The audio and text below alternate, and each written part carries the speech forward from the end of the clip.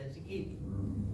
Datang Kapten Cina, kata kepada Raja Kedah, Sultan Kedah, dia boleh bagi duit lebih banyak, tapi dia bagi monopoli collect tax to them. And the Sultan agreed.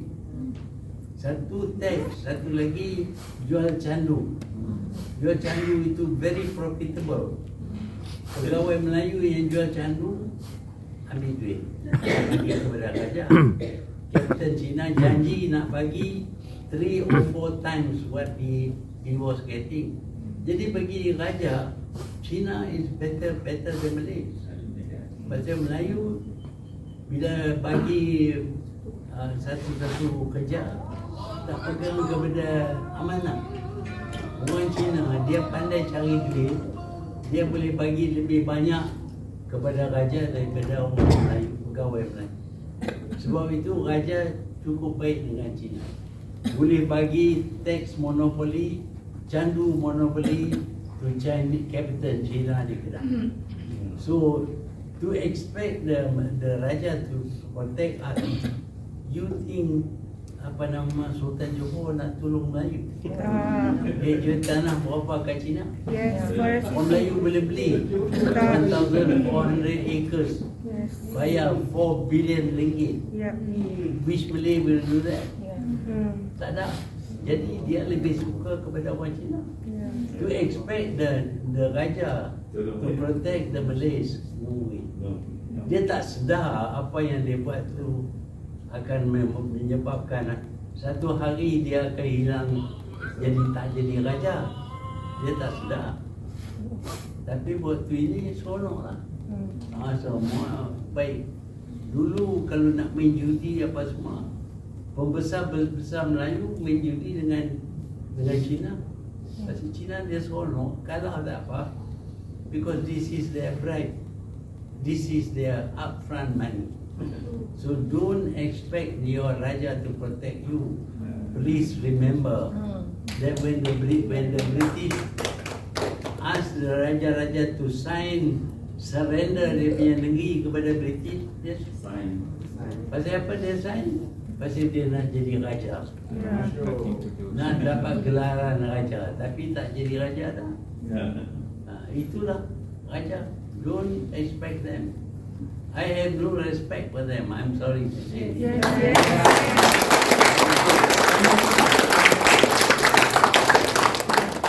Ini pun Saya pun sama Don, tak respect. saya dapat sokongan lebih daripada Muhyiddin. Tapi dia bagi ke Muhyiddin, tak bagi kepada saya. Pasal saya ni kacau sikit. Tak berapa baik dengan istana. Dulu saya jadi Perdana Menteri, dia buat salah, saya ambil tindakan. Jadi I'm not popular with them, but they are not popular with me. This Tun Mahathir is simply relentless lah. Dia sekarang ni he trade his guns even on the sultans and the kings. Now latest tarik dia nak hantam Sultan Johor. Sultan Johor lah prefer Cina lebih daripada Melayu. I won't say lah whether betul ke tak dia kata. Tapi the point is, whatever Mahathir says, no matter how true or vicious the lies are on this time around, one must question apa motif dia, apa isu dia. I can't help but to notice dia punyalah marah Anwar jadi PM. Entah apalah Anwar buat tak betul, other than correct all the corruption cases of kroni-kroni dia, and soon maybe anak-anak dia dengan dia pun implicated. This is what I quickly connect to. Tapi dia tengok juga yang Anwar punya seats, punya support from all the other MPs, yang 148 MPs tu macam unshaken. It is almost impossible. Dia meeting lah dengan Tun Daim lah, dengan PAS lah, dengan semua dia meet to try to bring down the government, tapi tak boleh. He's so desperate to bring down the government, tapi the MPs are unshakable. Now, untuk top that, kalau lah dia boleh beli MPs pun, Dia tengok all the kings, the Agong loves Anwar. Mereka support the Madani government. And to me, one thing I understand about the kings lah, they want stability for the country. They also feel the pain of the rakyat. That, when we change governments and we have all kinds of fights, rakyat tired lah. Rakyat suffering. Our debts are sky high, prices are crazy, people don't have jobs, people don't even have enough income to make money, to make ends meet. Jadi sekarang ni what we don't need is a instability and continued change of government. We need to help resolve the problems, the economic problems. We need to make everybody harmonious. We need to grow, heal as a nation. Tapi masalah dia, in healing the nation, the systemic punya corruption needs to be cleansed, detoxified. And Anwar, PNX kita, is on the right trajectory. Jadi dia dah let dia punya all the material, dia punya bulldog semua on the run. All the MACC, the police, all the agencies, he has set them free to do their jobs. And they are doing their job. They are being relentless in pursuing cases of corruption. Banyak people are being called to book. And people like Mahathir, anak-anak dia, Roni semua are just waiting for their turn to come. Jadi ini yang bagi panas buntut orang tua ni. So now he trace his gun even on Sultan Johor. Dia nak try to get rakyat punya sentiments, to remember balik masa dia PM, how powerful he is and how he made the kings lose power masa dia ambil tindakan. Again, not relevant whether benda tu betul ke tak betul ke, these are past. Tapi question dia, the issue is what is Mahathir's motivation. So sekarang ni dia attack royals pun sama lah. Dia nak bagi tahu jangan expect royals to jaga Melayu. Now this is a direct affront to the kings. Mahathir ni dia rasa dia besar sangat. Dia lagi nak attack Sultan pun. For Melayu, the masses of Melayu, to them raja-raja is lambang keagungan, ketuanan dia. Raja-raja Melayu is the symbol that represents the interests of the Malays. And the kings also know that the welfare and the affinity of the Malays are imperative to them continuing being relevant and revered by the Malay community. And the non-Malays also embrace and accept whatever that is enshrined in our constitution and Raja-Raja Melayu kita. Jadi Raja-Raja juga realize that they are not Raja-Raja only for the Malays. They are Raja Malaysia. Dia bukan Raja Melayu. Walaupun dia kaum Melayu, tapi Raja for the whole country. Jadi whatever they do, whatever they decide, whatever they support, must also bear thoughts for other races juga, other religions juga. It cannot be a bigoted kind of rule. I don't think the council rulers will stand for that. Okay, they are not like Mahathir. Mahathir is about dia punya race saja. Dia punya race pun questionable. Is he really Malay? Tapi that is beside the point. Jadi this kind of racial politics doesn't gel really even with the Malays nowadays. Susah. Tapi dia try to go relevance. And to me, to make statements like this, that Raja nak ni a form of bribe, accusing kings of bribe, apa semua, these are the things that is not pleasant, it's toxic to talk about. Mungkin betul, mungkin tak betul. Tapi kalau betul you rasa Raja-Raja ambil bribe, report to MACC lah. Pasal apa you tak report? Pasal apa you buat this kind of videos and you nak mar and taint the name of the Sultan and convince the Malays that you can harapkan Sultan lagi dah. So what he's telling is that You can't depend on this Badadi government. You can't depend on Anwar PMX being, even though he's a Malay. You can't depend on majority of the MPs who are Malays. You can't depend on UMNO. Nobody cares about the Malays. Semua orang nak buat naya Melayu. Even the kings and the Agong have already been bought, and therefore Melayu now is in despair, is going to lose the country, lose their land, lose their dominance kepada orang-orang yang bukan Melayu. Itulah naratif Mahathir sekarang ni. And therefore, Melayu-Melayu sedarilah, Melayu perlu Mahathir. Di 90 lebih punya ex-Perdana Menteri, 2 kali ex, perlu dia lah untuk defend Melayu. Melayu sekarang dalam great bahaya. Itu yang Mahathir attempt to create.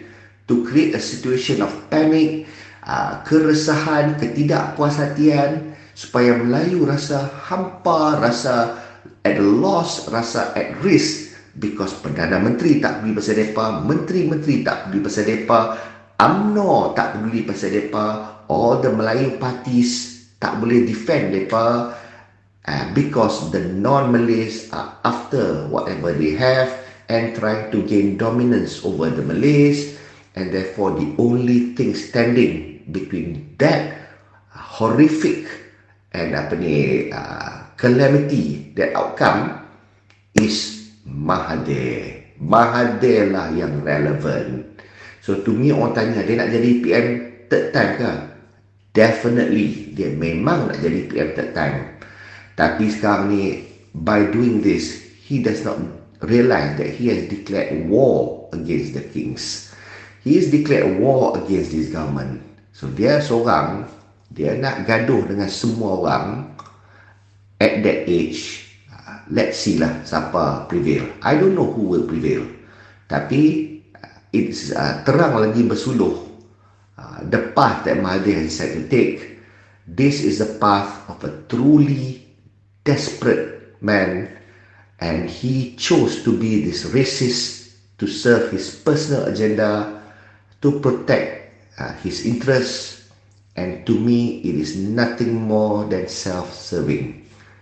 I am disgusted and sick to the stomach, and I just have to call a spade a spade. And I think Mahathir will go down in history, someone that is looked down by the community, even the Malays. I don't think this will go well for him. Assalamualaikum.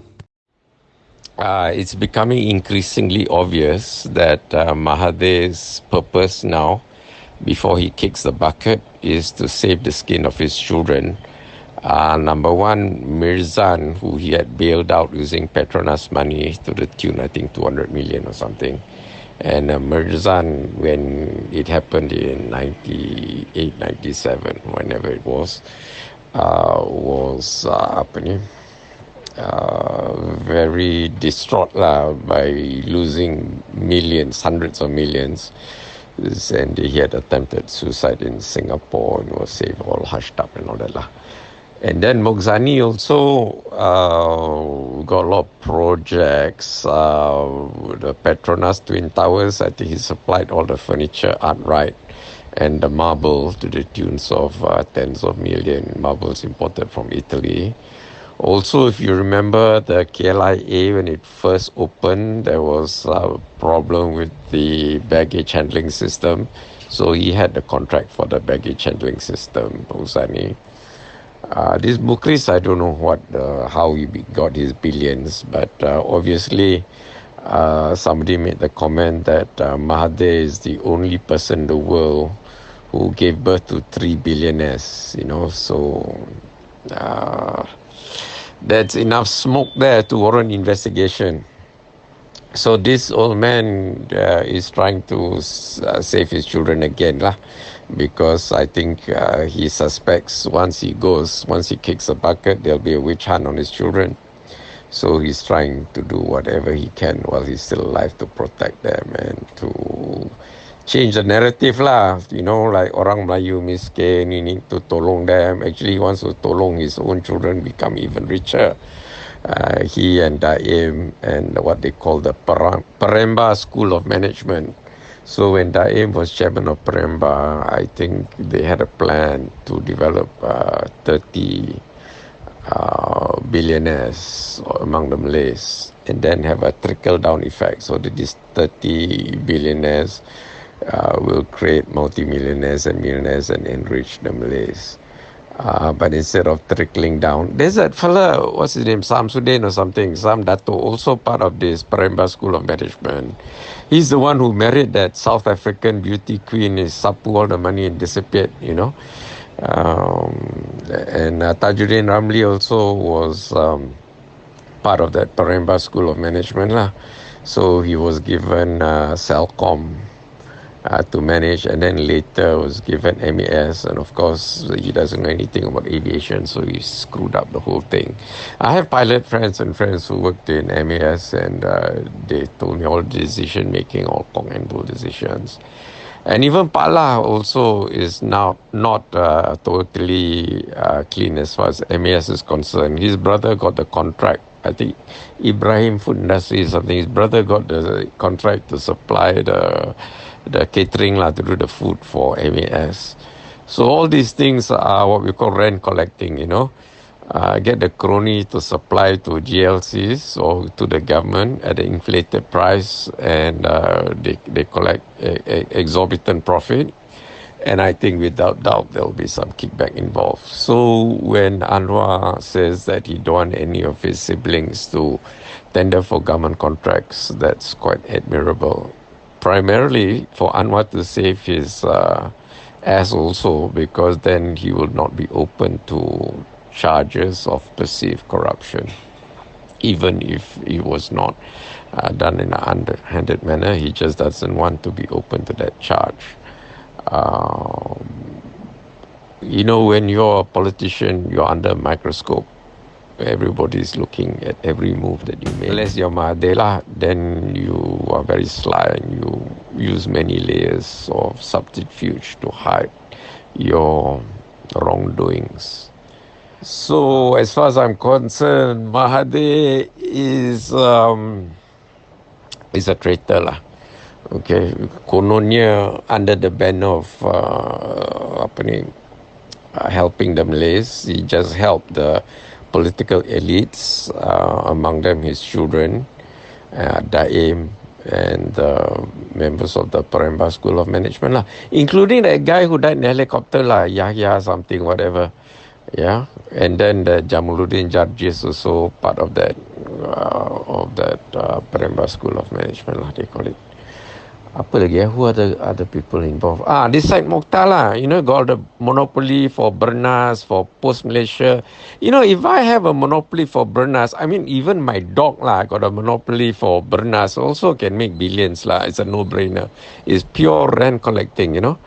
And Bernas also got a monopoly on the import of rice from other countries. So you can import at whatever price you want, and then you charge whatever price you want because you got a monopoly. And then you just make some wayang to justify whatever lah. Who else this Peremba School? Anyway, all those jokers lah, all these political elites, cronies of Mahathir, they're all ought to be lined up and face a firing squad as far as I'm concerned.